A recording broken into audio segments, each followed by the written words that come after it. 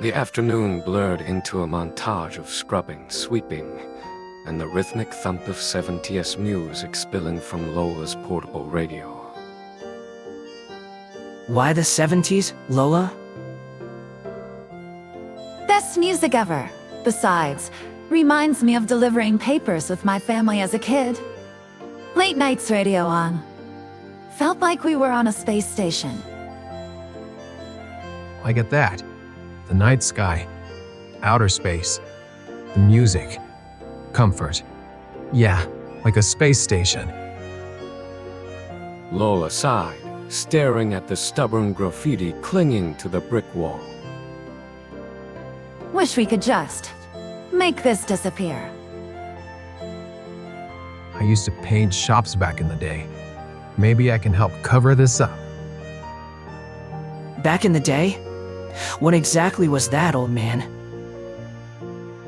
You're lucky you're young, kid. All right.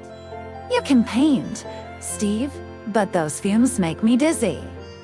I'll be inside organizing donations. Call me if you need anything. Lola disappeared inside, leaving Jeremy and Steve alone with a lingering scent of painting the ghosts of the recent attack. Those thugs? They specifically mentioned soldiers. Yeah, anti-American sentiment's been high since. Well, you know. Jeremy remembered Kira's casual suggestion about marshmallows, the tension in her arm as they walked home, Tina's warning. He glanced at Steve, a flicker of suspicion crossing his face. It's just convenient, isn't it? Them targeting this place, right after you started coming around.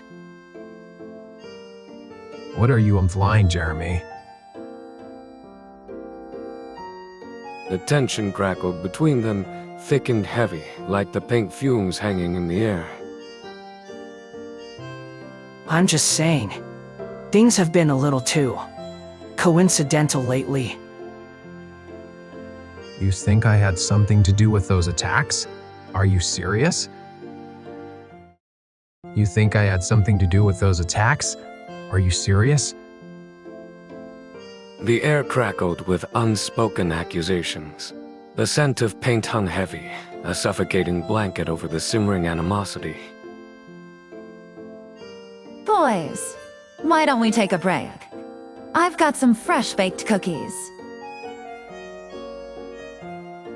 The aroma of chocolate chips filled the air, a fragile truce against the lingering hostility. They moved to a table near the half-painted wall, the evidence of their earlier camaraderie now a stark reminder of the rift growing between them. Thanks, Lola. Look, Jeremy, I get it. It's weird, but I wouldn't. Those thugs. They mentioned targeting any shop they saw American soldiers in, not just this one. Yeah, it's been happening more and more lately. Even before the attacks, just everyday folks giving me the stink eye. It's not your fault, Steve. You came here to help, to be friendly. Remember when I first met Kira? I was getting the usual death glares, and she marched right up and said, if she were prime minister, and there was a forest fire in the States, she'd send marshmallows instead of help. That's Kira, all right. Always thinking outside the box. Marshmallows? The memory of Kira's flippant remark hung in the air, a discordant note in the uneasy peace Lola had brokered. The sweetness of the cookies couldn't mask the bitter taste of suspicion that lingered on Jeremy's tongue. After that, I just had to get to know her better. And then, I heard her sing. That's when she stole your heart, wasn't it? Yeah.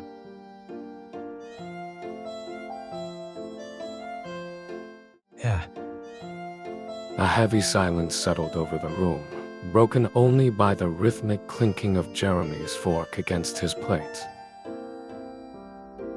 Why don't we all go out for dinner tonight? My treat. We could invite Kira and Tina. Jeremy's eyebrows shot up, a flicker of skepticism crossing his face. Steve, however, visibly brightened. Actually, Lola, would it be alright if I took Kira to the museum first? I didn't get the chance the other night. With all the, commotion. The commotion being the assassination of the former Prime Minister. A grim event that had cast a pall over the city. If it's okay with Kira, it's okay with me. I wouldn't mind a rematch with Tina at the arcade. She still owes me a game of her hockey. I think Tina would like very much. The atmosphere shifted, the tension easing slightly. You two can freshen up at my place. I've got a closet full of men's clothes, just in case. The group home was a short walk from Lola's apartment. The air was thick with the scent of impending rain, mirroring the unease that still lingered beneath the surface of their casual conversation. Inside Lola's cozy apartment, Steve showered first, the hot water a welcome reprieve after the long, emotionally charged day. He emerged from the bathroom, dressed in a borrowed shirt and jeans that were a little too long, rolling up the cuffs. Jeremy followed suit, his movements quicker, more efficient. He seemed preoccupied, lost in thought. This fits surprisingly well. Thanks, Lola. Don't mention it, Steve. Jeremy, there are some fresh clothes on the bed for you. Kira and Tina should be here any minute. Yeah. Yeah? A knock echoes through the apartment. Lola opens the door to reveal Kira and Tina, dressed in comfortable, casual clothes. Wow, didn't recognize you out of uniform. What's with the civilian disguise? It's precaution. Things have been a little tense lately.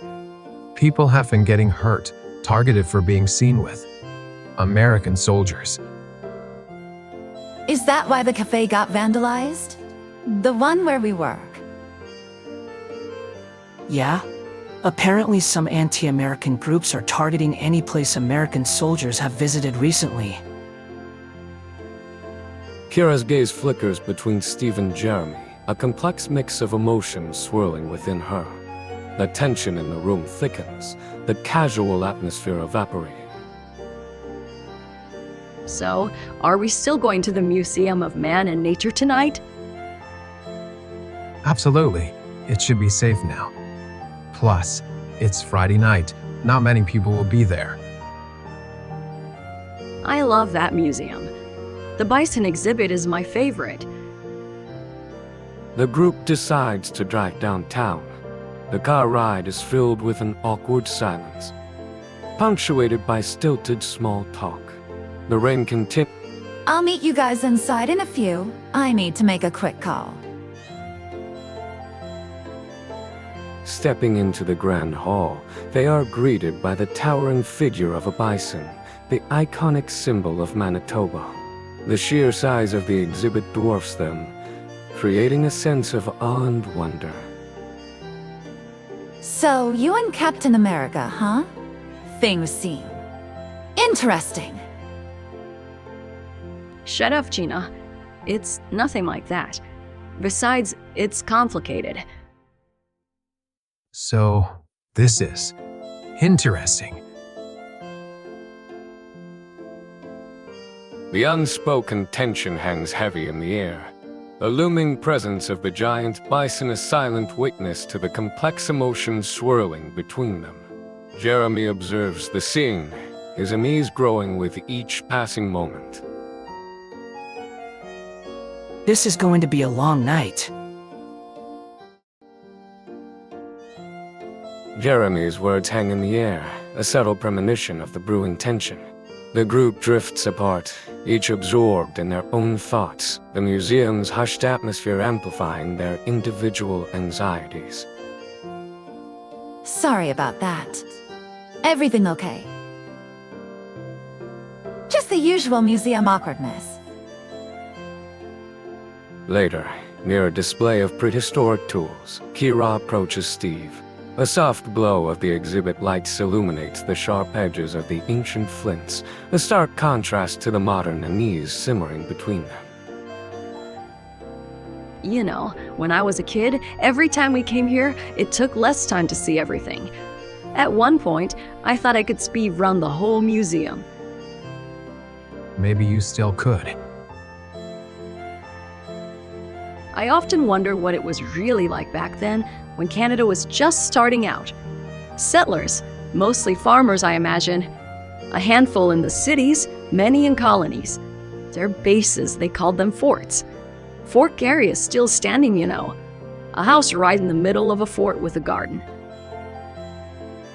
Her words paint a vivid picture of a bygone era, a time of hardship and resilience. Steve listens intently, drawn in by her quiet passion. I'd like to see that. Get a sense of what it was truly like. Yeah, me too. A moment of shared understanding hangs between them, a fragile bridge across the divide of their differing perspectives. The quiet hum of the museum's ventilation system seems to amplify the silence, underlining the unspoken questions that still linger. Jeremy watches from a distance, his unease far from dissipated. Look, I don't mean to interrupt, but we should probably keep moving. Lola wants to see the dinosaur exhibit before it closes. Must you guys rather see the wildlife hall or something else? Dinos. Last one, there's a rotten egg. Tina's attempt at levity falls flat, the tension between Steve and Jeremy palpable. As they walk towards the dinosaur exhibit, the unspoken conflict casts a long shadow, threatening to disrupt the fragile truce that had momentarily settled between Kira and Steve. Are you all right?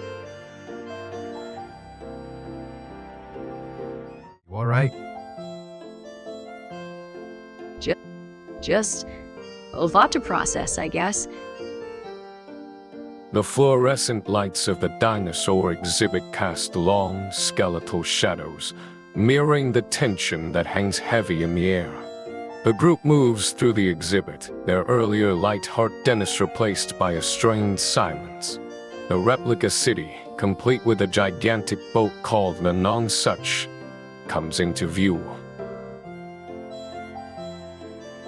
Look, everyone, you can go inside the houses and even onto the Nonsuch.